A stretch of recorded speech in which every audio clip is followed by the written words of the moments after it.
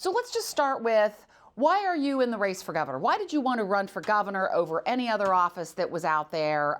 Especially, I know you were first in the race a year ago this week, but when John Cranley got in, why didn't you think about another office? Why governor? Well, look, I think the people of Ohio deserve better, and what we've seen for the past 3 decades is the same guys in charge, and they've gotten richer and lined their political pockets, and Ohio families and Ohio communities have gotten further behind. And I think, I'm the best candidate as a Democrat to change that, and we really want to make sure that folks' pay goes up, their bills go down, and we finally have a state government that's actually working for them. And how do you make people's pay go up and bills go down? How specifically, what are you looking at that specifically relates to that? Well, certainly, and you can head to nanwhaley.com and check us out. We have our policies online, but particularly on pay go up, we want to make sure we invest in small business. We want to invest in the future technologies like renewable energy, something the state's not doing, and also battery technology. We make all of the car parts right now. We want to make sure we make the auto parts of the future. And then we also have got to raise the wage, including raising the minimum wage to $15 an hour. So we think those things could significantly make folks' pay go up.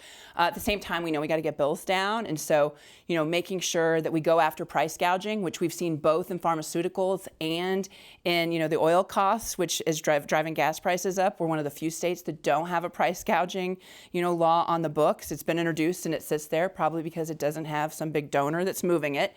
And then we also want to make sure we're dealing with prescription drug prices. We just announced our prescription drug price plan where we call on capping insulin at $30 a month, something the state of Kentucky has done. We can do that in Ohio. And then finally, we think we really need to invest in childcare, like high quality universal preschool for every 3- and 4-year-old. We know there have been millions of American women that have opted out of the workforce, and it has mostly to do that they just cannot pencil out the cost of childcare, which is as much as a year of tuition today. And that's only if they can find it, Karen, because it's so scarce in Ohio. So we think these two things, getting pay up and then really working on the cost of bills for folks is the way that the state can really move forward. But the only way we're going to really get there, and that's the reason why, a year ago you mentioned I announced, the first thing I did was announce an anti-corruption plan because, when the FBI has called your Statehouse the most corrupt in the country, these aren't the issues that these guys are paying attention to. And we need to make sure that we get back to what Ohio and Ohio communities really need. And we can't do that unless we clean up this place. Your opponent, John Cranley, has proposed legalizing marijuana and taxing it to fund 30,000 broadband and clean energy jobs, paying an average of $60,000 a year. How do you feel about legalizing marijuana and about this proposal? Well, I'm certainly in favor of legalizing. Dayton was one of the first cities to decriminalize marijuana. And I said at the time that if we could legalize it as a city, we would. But, look, the only person that believes these numbers is John Cranley. Like, no one agrees that that's the kind of funding that's going to come out of taxing marijuana. If that was the case, Michigan would have no problems and Colorado would be in great shape. But certainly we need to make sure we're getting our fair share of that funding. And we also need to make sure that we're legalizing something that most people are doing right now since they're acting illegally. And then secondly, when we do it, we need to make sure it's done in a fair way, particularly that gives opportunities to Black entrepreneurs, since the Black community has been the community that has been really attacked the most on this issue. It's been disproportionately enforced in Black communities rather than white communities. And so when we do it, I think we need to make sure we have an equity lens in that work. And then finally, I think this is a social justice issue. We also need to expunge all marijuana cases once it is legalized. You'd be responsible for coming up with the state budget if you were elected governor. Policy Matters Ohio says in the last 16 years, changes in tax legislation has led to 60% of the households making the lowest income paying more. Right. And the top 1% paying less.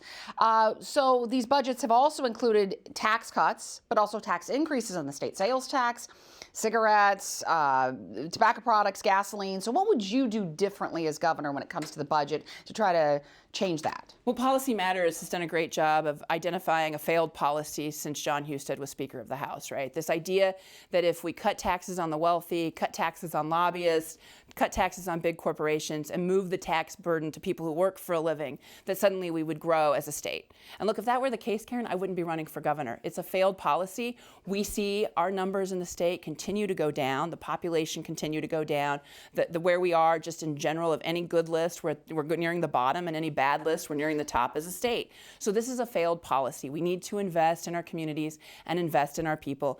And to do that, we need the wealthy and big corporations to pay their fair share.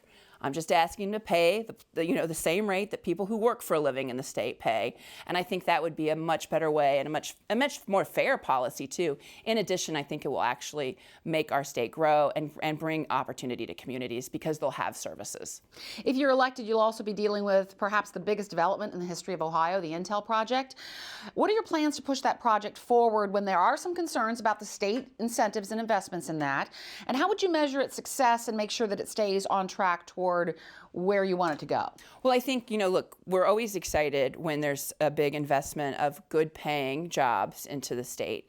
And with a $2 billion investment from Ohio citizens, from Portsmouth to Toledo, so not just the Columbus Metro, we are all paying in this. And so we have, I think, a responsibility as governor and the Statehouse to be really transparent on what the agreement is and make sure that Intel holds up to their fair share of that. So we make sure not only that it's built with good union paying jobs, but also that it's cleaned with good paying jobs.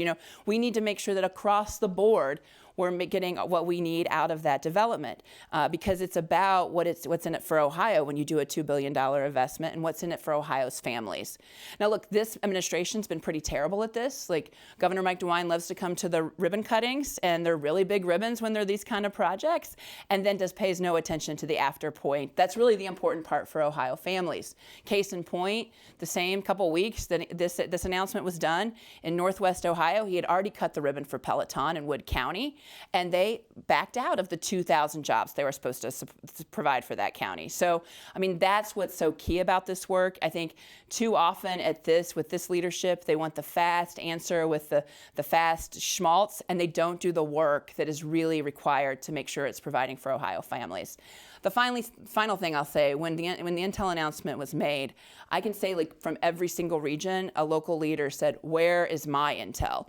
And that's what we've seen over and over, is that this administration will go to places that are easy, which is typically the Columbus Metro that is already growing at a fast pace, and they really haven't paid attention to the rest of the state. Places like Dayton, for example, we've all had to do it on our own. I've traveled every single county. This is a story I hear over and over again, and we need a real partner at the Statehouse. That's not what they're interested in doing here. Over and over again is what we see. There are two groups of Ohioans I want to ask you about. Younger people who've been the brain drain that we've heard about for decades now, I think, and also older people. Its population is one of the oldest and grayest in the country. How do you deal with both of these populations and keep them both happy and in Ohio? Is there a way to do that? Well, yeah, I think there's huge opportunities where, a lot of times they want the same thing. For example, I know lots of young people that would like to live in the community that they grew up in, but they can't find a good paying job to do that. And frankly, that helps folks to age with dignity too, if their younger generation is able to do that, to be there. So that's the first challenge. Getting good paying jobs all across the state instead of just one region would make a big difference, both for young people and older people. And then particularly with holding on to young people and being a growing state, we need to be an inclusive state. We know that good policies that, protect women's access to health care, that, are inclusive of the LGBTQ community, those are the kind of places that are growing. And what you see out of this governor and this Statehouse is the exact opposite. So they are actually governing to be smaller instead of, making it a place that young people want to be a part of. They're saying no to that. Finally, with our seniors, and you're right, we have a huge number of seniors in this state. It's why the prescription drug issue is so key. Again, we see, with the Statehouse being the most corrupt in the state, Big Pharma is a big donor. And so you see the fact that they let them, do pretty terrible things to our seniors when it comes to drug pricing and other issues. And, our seniors are now having to make a decision like, do I put food on the table or do I take my life-saving medicine? When places like Kentucky can cap insulin at $30 a month, I don't know why we can't do that here. I know why we won't. It's because these guys have been bought off over and over and over again, and they're not paying attention to what regular folks need in our state. One criticism I think I've heard between you and John Cranley is that he has more specific proposals than you do. Do you think that that's fair? Do you bring specific proposals to the table, or are you talking more big picture stuff? I completely disagree with that assessment, and I think you should check out our websites. Go and look at both of them. But we're the only campaign that has a veterans plan, the only campaign that has an Appalachian plan.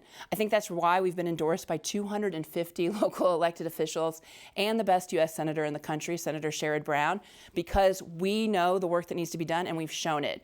I think a lot of times, when someone throws out numbers that are sometimes half-baked, no pun intended, I think people just assume those are real good policies, but we have policies that are really backed up, and you can see them on our website at nanwhaley.com. And finally, if you're elected, you're going to have to deal with a Republican-dominated legislature, most likely, that has not only not embraced Democratic ideas, but has been openly hostile to them at times.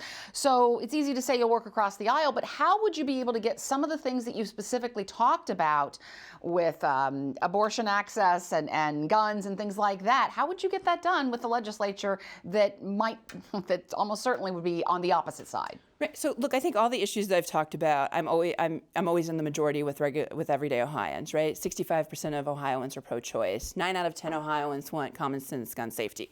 These are not wild ideas. They may be to the radical legislature, but it's pretty much where Ohioans are, is where I sit. And look, I'm hopeful that we will get redistricting for fair districts, and we'll actually have, a Ohio Constitution followed, where voters get to pick their elected officials instead of the other way around, right? And if their decisions are made in generals rather than primaries, then the spirit of bipartisanship suddenly opens up a lot more. And that's why this is such a key issue, when we have more people included in the process. And it'll be a lot easier to have bipartisan work if the decisions for our state legislatures are made in generals, like the governor's races, right? So I think that that's a huge opportunity. So I'm hopeful, even though we have 2 primaries, which is wild, that will be fruitful for more fair districts. But say that doesn't happen, because typically here, the worst always happens because it's pretty much bought and sold right now.